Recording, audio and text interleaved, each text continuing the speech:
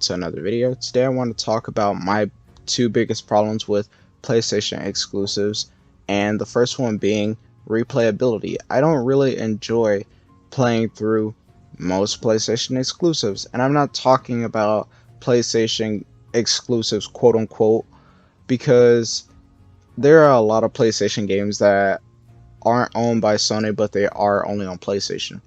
I'm only talking about the in-house studio ones.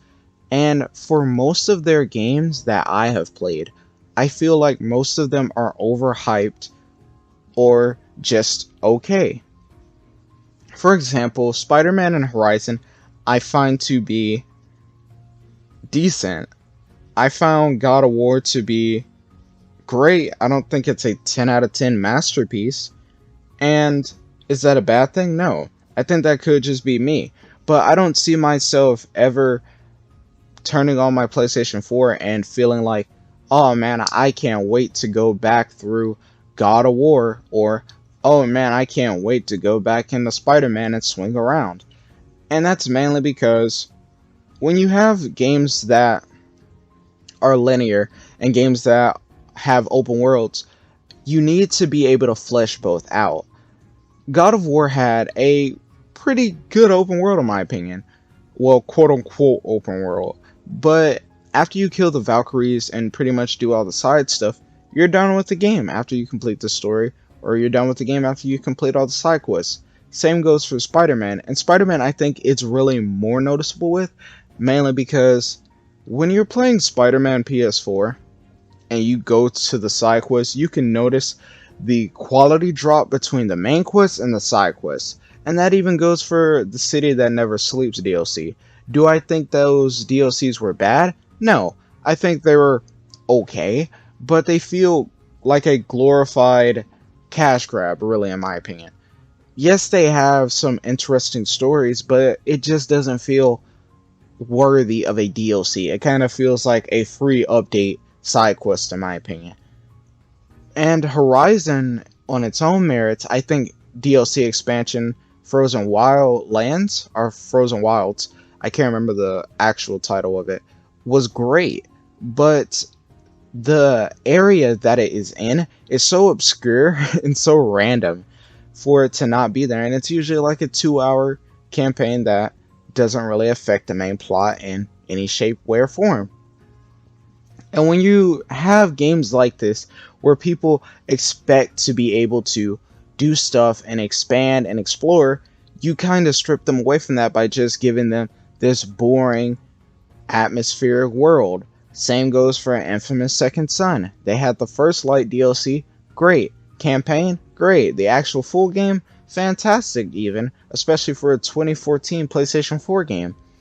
But when you look at the stuff that you can do in the city, there's practically nothing after you beat the game. And that goes for a lot of open world games. But when you go back and you turn on these games, you're not going to want to just roam around and get used to traversal again, mainly because it's boring. And this brings me to my second point.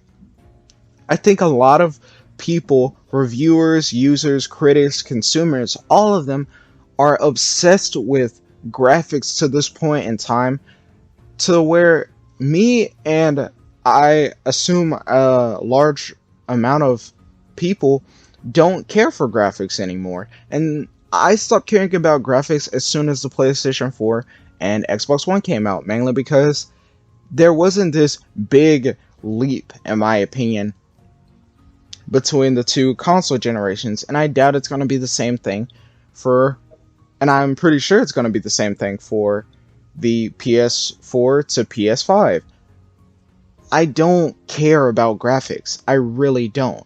Although you have games like Spider-Man that are beautiful, you have games that have more intricate, creative elements in them, creating this beautifully crafted world. But at the end of the day, I care more about gameplay than anything else. You can have a bad story, but if you're a narrative-focused game, you have to have a good story. But if you're just a game, for example, Spider-Man, I could care less about Spider-Man's story because I don't think Spider-Man PS4 story was good. I really don't. I think it was eh, and that could be because I'm a huge Spider-Man fan. I know Spider-Man stories like the back of my hand, and it felt like nothing new.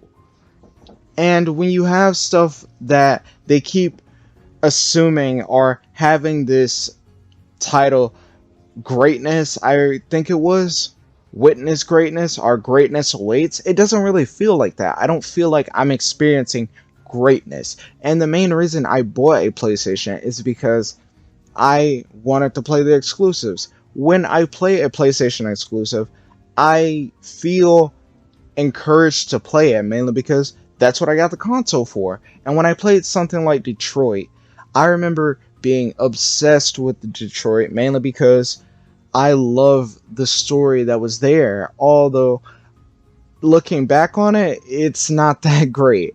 But it was still very creative and innovative. But I never went back and decided, yeah, I'm gonna turn back on Detroit, or whoa man, look at Detroit's graphics. That's the problem with so many people, and you're gonna have obviously people that are seen with graphics and frame rates and all that. Personally, I don't care about any of that stuff, mainly because I've never really been a person to notice it. Obviously, you're going to notice frame rate, but I don't think it changes the experience that much because so many games are capped at 60 or 30.